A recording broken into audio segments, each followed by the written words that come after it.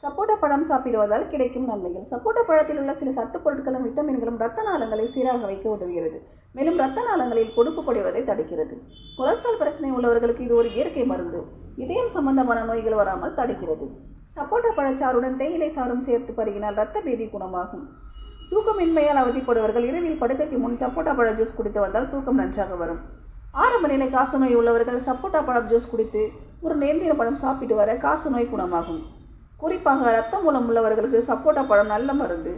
பித்தத்தை போக்கும் தன்மை சப்போட்டா பழத்திற்கு அதிகம் உண்டு. சப்போட்டா பழத்தை சாப்பிட்டு ஒரு தேக்கரண்டி சீரகத்தை நன்று மென்று விழுங்கினால் பித்தம் விலகும்.